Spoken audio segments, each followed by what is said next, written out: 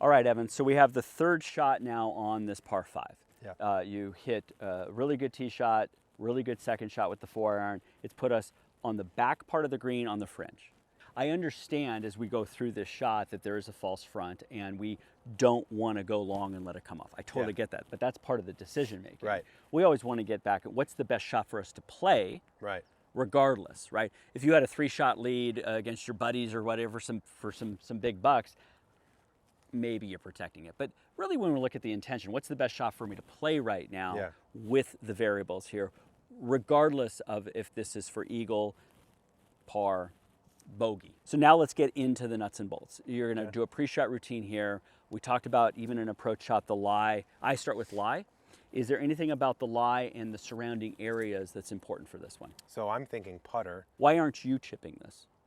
I think I just have a higher percentage with the putter. Exactly. Is it easy for you to see visualization as far as putting?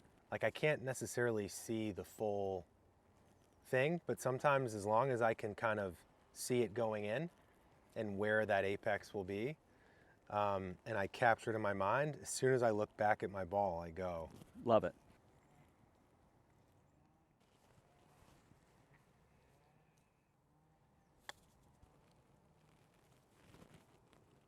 There she goes. Part of a playing lesson is learning. How quickly can we learn from that? Yeah. So first off, what did you learn? It's a lot quicker than I thought it was. It's a lot more downhill than it looks from up here. Right? Right? Yeah. So do you think the learning here, if I was going to do that again, is reading it from two sides? Or, because obviously, like I've told you before, I lean into being deliberate. I'm a fast player. Sure. The question is, though, I think for the people watching is, what parts of the routine of playing fast are actually serving as a detriment? So in this case, do you think that could have been avoided if I would have read it down here? I think it could have been avoided. Let's say we walk a golf course, right? Yeah. And we have come up from here and you put your bag here and you're now walking towards your ball. You've done some of the due diligence on this side without having to see it. Because we're going to walk back and go, wow, there's some slope there to feel. So again, I don't think it's always about let's take more time. It's the time that we use a little bit more efficiently. Got it. Were you committed to the shot? I was. Great. So mentally I go, okay, great. We didn't execute what we thought we did because we had wrong information. Well, Wow. that's a good distinction though. Because right, isn't it easy? I'm here in two. Yeah. I just putted something off the green. It's so easy to go right into frustration, which is normal.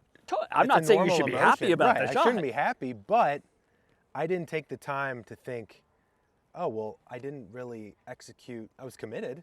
But it was just more downhill than I thought. Right. So note to self, Yeah. if you had to play here tomorrow with your buddies, you now go, oh, I know what this is going to do. Right. How quickly can you learn and absorb it so next time you're not making the same mistake twice, right? That's what we're going with. Yeah. So we've now seen what it does. You're still going with putter. Yeah. And now again in your head, you're committing to that, maybe possibly a new decision, right? Yeah.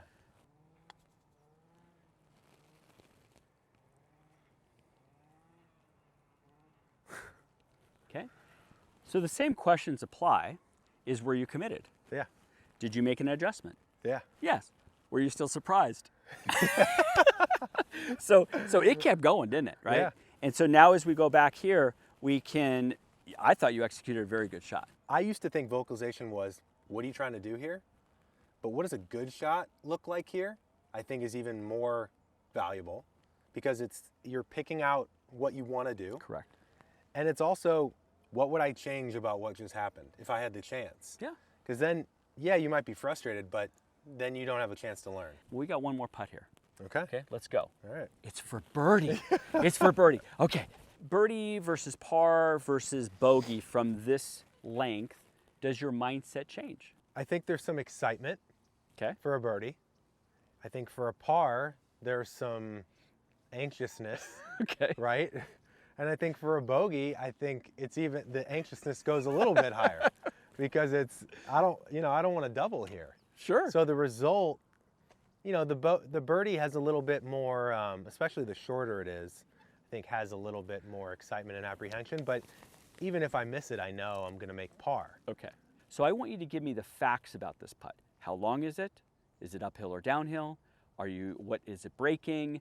Those type of things. So now we're back to irrelevant what we're labeling it at. Yeah. Tell me about the putt itself. So it's about 4-ish feet. Okay.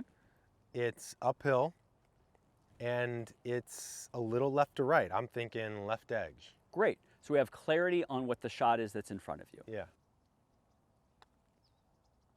Okay. So now, again, we're always learning. Did you not hit it hard enough because you undervalued how uphill it was? Maybe, yeah. Or I didn't hit it hard enough because I slowed it down and I decelled? I don't think I realized how. Yeah. It's pretty severe. It's funny because I just saw it. We just came from you. I just saw it. Okay. So ball went in, good stroke. And yet, was the line any different? Did you read it different? No, we undervalued how uphill it was. Yeah.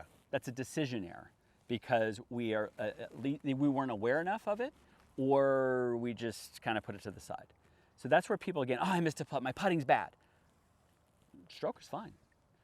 You left it short, ball's not going to go in, obviously. Right. So that was an awareness first issue, which leads to, I'm not clear on the decision, which now leads to the short putt. Okay. Yeah. So, and again, this is not, I'm not always saying the game is 100% mental. It's not. You still have to execute the shot.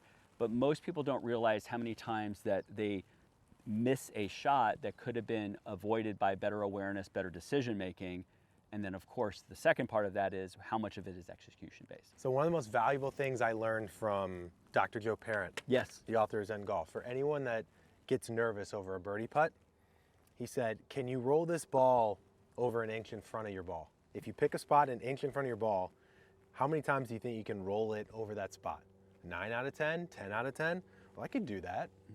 Then that moment, my job becomes, he always just told me, change your job, right? So I don't need to, my job is not to make that birdie. My job is to roll my ball over the spot that I think. And if it goes in, it goes in, but that's not up to me. Correct. So that's the cool thing that I love. It's like those little switches, those little changes can turn nerves into a little bit more comfort. You still might be nervous. Yes. Yes. But you might just put yourself at ease a little bit more. Right. Yeah, you're changing the challenge a little bit, Yeah. process, making it more, I can do that. So then it go, great, we let it go there. Yeah. So love it. Let's go. Sweet. All right. Does that count as a birdie?